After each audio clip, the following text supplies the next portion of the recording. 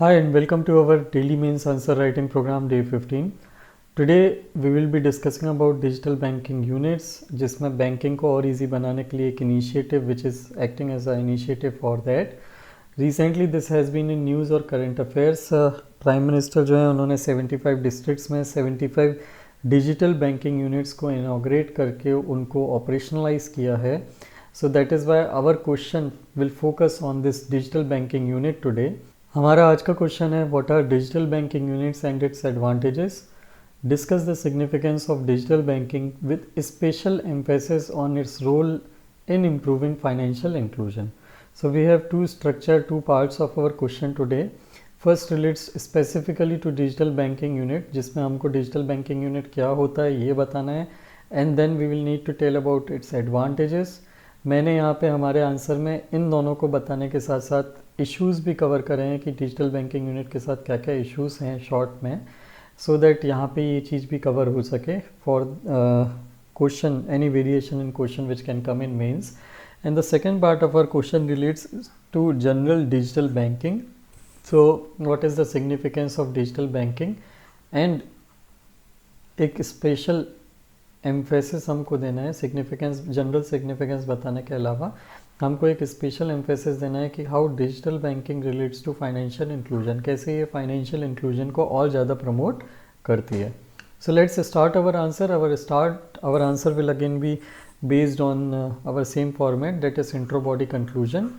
Let's start with the introduction में you can either start with the current affair which I just mentioned कि prime minister ने 75 banking units हैं वो dedicate किए हैं, या फिर either you can start with the definition of digital banking unit. So digital banking unit क्या है?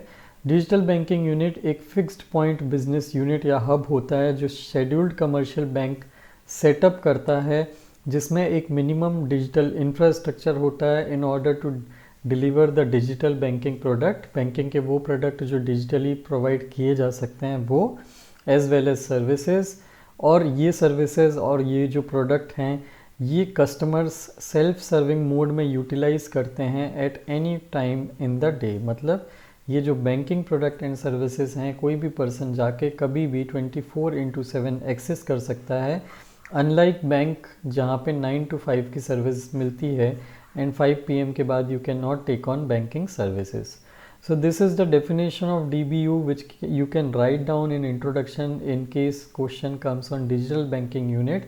You can shorten it a bit based on your memory कि आप कितना याद रख सकते हैं, but you should keep up the main component of the definition, that is it is opened by scheduled commercial bank जो digital products या services को provide कराता है in self-service mode at any time. So this is the short definition which you can use in digital banking unit.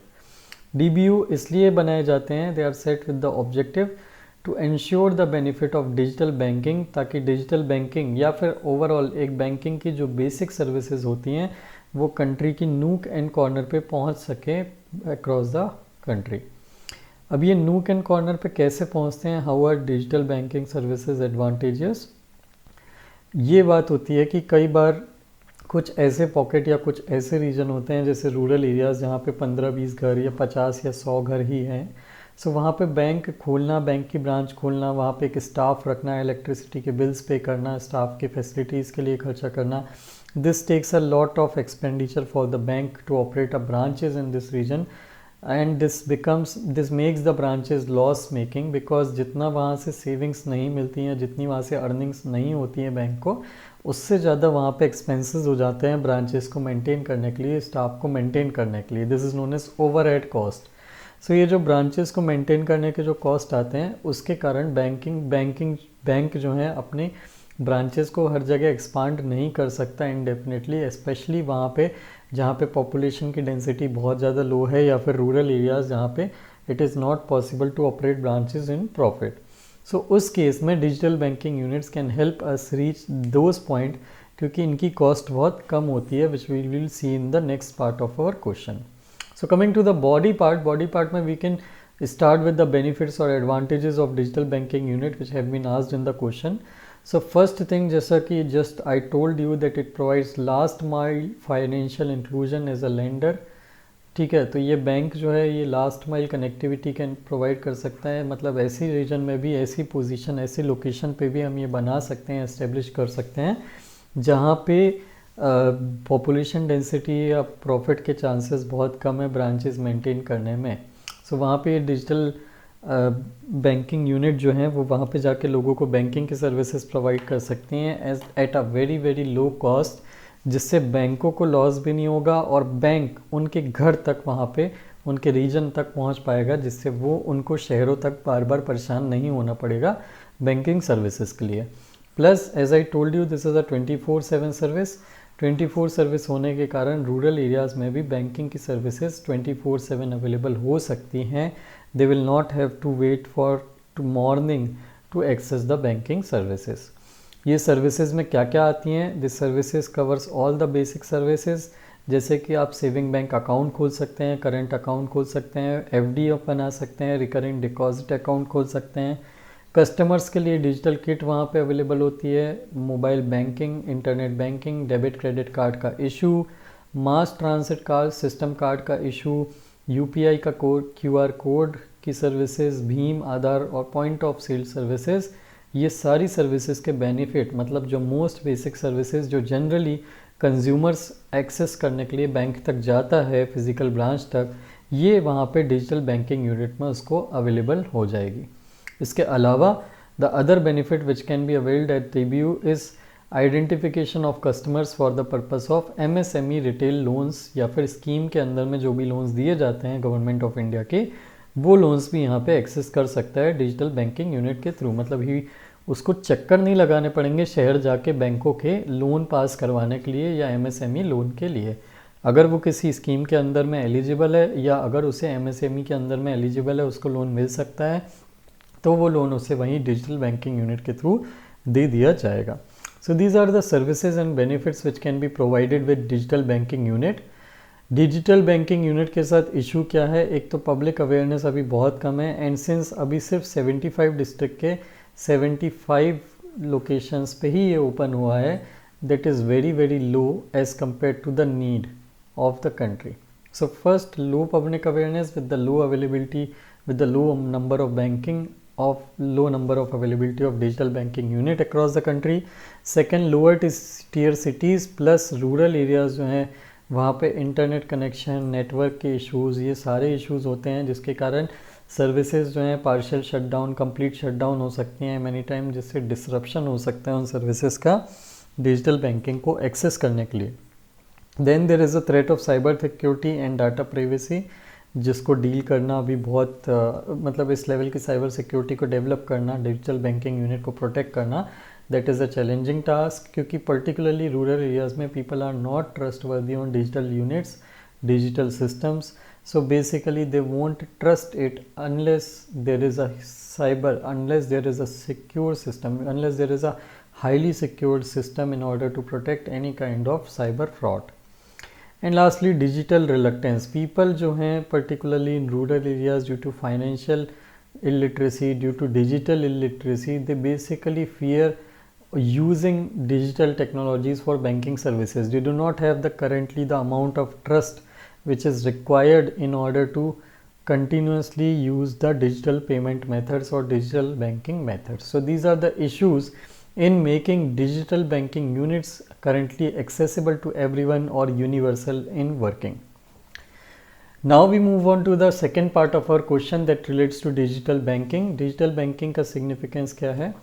Digital banking जो होती है, digital banking के कई बेनिफिट्स हैं, जिन बेनिफिट्स में फर्स्ट आता है ये रूरल एरियाज़ में फ़्लो ऑफ क्रेडिट को इम्प्रूव कर सकता है, जैसा कि we just discussed. The bank which can not, bank the areas where bank can not operate profitably, वहाँ पे जाके डिजिटल बैंकिंग जो है पेनिट्रेट करके वहाँ पे बैंकिंग को एक्सेसिबल बना के बैंक को लॉसेस से प्रोटेक्ट करने के साथ साथ eight the same time credit का प्रोविज़न वहाँ अवेल करा सकती है।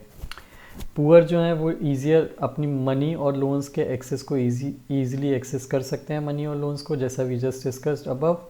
देन इनका जो एस्टेब्लिशमेंट है it is cheaper than conventional brick and mortar unit, मतलब फिजिकल ब्रांच के कंपैरिजन में इसको ऑपरेट करना it is much cheaper, and that is why bank prefer to bank basically are inclined to use this method in order to increase their user base and profitability without incurring losses.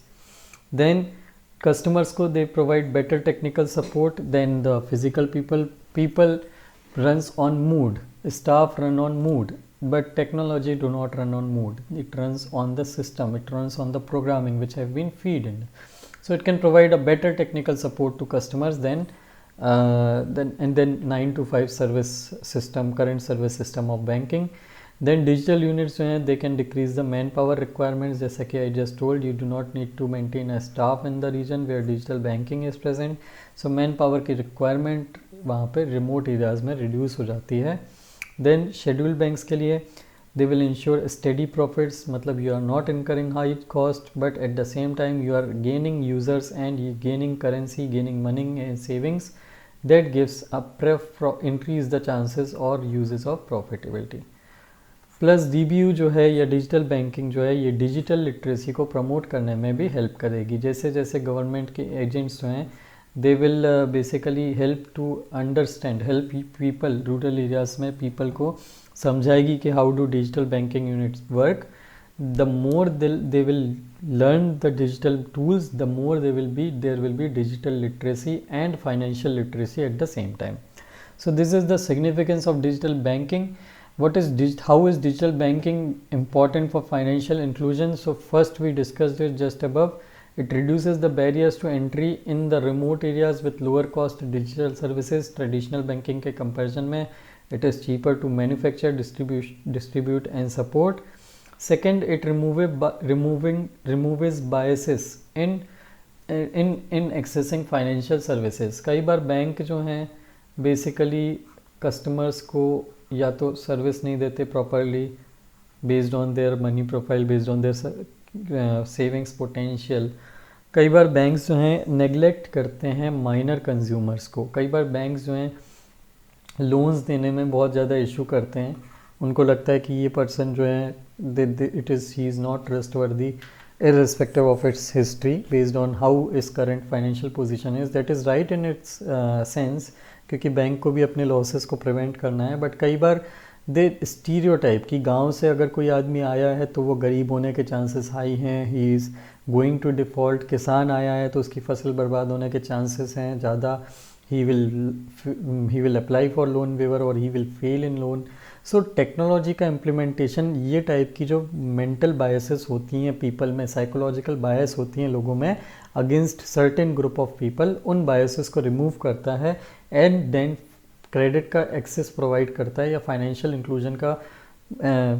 Inclusion में help करता है bye basically understanding, by basically seeing the data, by basically accessing the past history of credit of the person and not stereotyping the person based on his gender, race or place where he lives. Then data का leverage करके हम educate कर सकते हैं और advise कर सकते हैं customers को कि कैसे उनके जो banking के products हैं अगर वो इन टाइप के प्रोडक्ट्स में इन्वेस्ट करें या इन टाइप के अकाउंट्स में सेव करें तो they will be able to gain more money, they will be able to multiply their money more faster. So better financial management की एडवाइस से लोगों को डाटा की हेल्प से बेटर फाइनेंशियल मैनेजमेंट में बिलीव दिला के फाइनेंशियल इंक्लूजन को प्रमोट किया जा सकता है. एंड लास्टली बैंकिंग एंड नए बैंकिंग और नए पेमेंट मॉडल से, रेगुलेटरी पॉलिसीज से, ओपन बैंकिंग सिस्टम्स के एडॉप्शन से लोगों को जैसे जैसे ईज़ बढ़ेगी डिजिटल टेक टूल्स पे, डिजिटल टेक्निक्स पे, वैसे वैसे उनका यूजेज बढ़ेगा, वैसे वैसे they will be able to trust the system more. बहुत टाइम पहले people used to be reluctant in using this fintech technologies like Paytm, PhonePe, UPI, but today people are starting to prefer to use these technologies, these payment gateways like particularly UPI. इनको trust करना उन्होंने शुरू कर दिया, use करना शुरू कर दिया है. And they are able to save better, they are carrying more less cash, they are more less vulnerable to any kind of fraud related to cash और थेफ्ट और crime type of pick pocketing type of crimes. So ये methods जो हैं जैसे जैसे नए payment models adopt होंगे वैसे वैसे जैसे जैसे लोगों की ईज़ बढ़ेगी. UPI eased the payment system. So जैसे जैसे पेमेंट और ट्रांजेक्शन की ईज़ बढ़ेगी, जैसे जैसे बैंकिंग सर्विसेज को यूज़ करने की ईज़ बढ़ेगी, वैसे वैसे लोगों का सिस्टम पे बिलीव बढ़ेगा, it will become more transparent to them and they will be including, they will be trying to attracted to use more and more facilities provided by banking services. So this will help in increasing financial inclusion more. For example, Jandhan Aadhaar योजना mobile जो हमने model implementation किया था और direct benefit transfer का जो model हमने implementation किया था for the transfer of money to the directly to the bank account of the customer, इससे लोगों ने बैंक अकाउंट को और ज़्यादा खुलवाने पे एम्फसाइज़ किया, अपने अकाउंट बनवाने पे फोकस किया सो दैट उनको गवर्नमेंट सर्विसेज का बेनिफिट मिल पाए. So using technology can help increase the financial inclusion. What are the disadvantages of digital banking? So digital banking have some limitations also, जैसे कि मैंने बताया low public awareness and lower internet penetration in low tier cities and rural areas. ये एक सबसे बड़ी limitation या issue है. डिजिटल बैंकिंग जो है they are prone to vulnerabilities and hacks. कई बार पास्ट 3 to 5 ईयर्स में काफ़ी अटैक्स हुए हैं, साइबर अटैक, जिसमें कई बार 5 करोड़ तक का अमाउंट जो है वो साइफन ऑफ हो गया बैंक के अकाउंट से by various kind of cyber attacks. तो यहाँ पे एक ये इशू है जो पीपल को ट्रस्ट करने में डिजिटल बैंकिंग के सिस्टम पे प्रिवेंट करता है. Then there is huge investment which is needed. Banking institutions जो हैं उनको साइबर सिक्योरिटी, डिजिटल इंफ्रास्ट्रक्चर, इसमें काफ़ी कॉस्ट इनकर करना पड़ता है. This is initial one time cost however, but still it is high and basically prevents bank from spreading digital banking units, promoting digital banking on a mass scale at once across the whole country. So यहाँ पे government should give some kind of support to banks in order to basically help set up digital infrastructure faster and more wider across the country. So these are the disadvantages of digital banking. Let's move on to the conclusion. हमारा body part यहाँ पे main part of the answer complete होता है.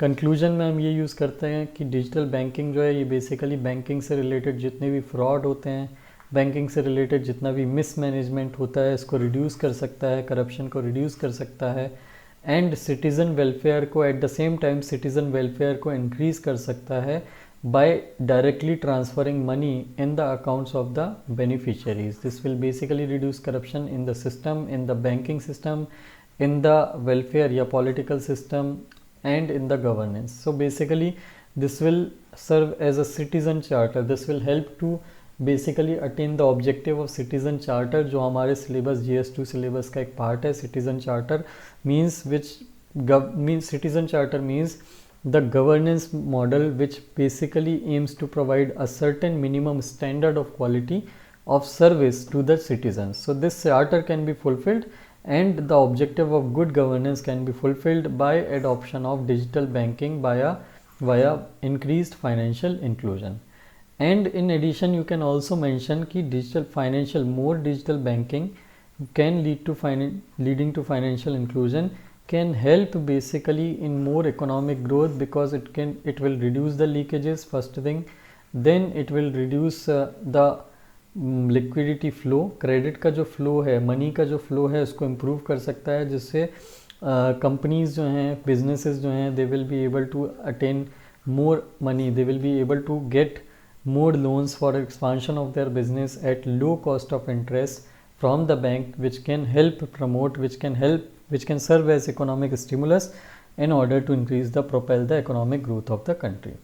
So I hope it is clear how digital banking unit and digital banking can be helpful for the country for both economic growth, for financial inclusion and for the governance purposes, for the purpose of welfare of the citizen. And thank you very much for watching the video.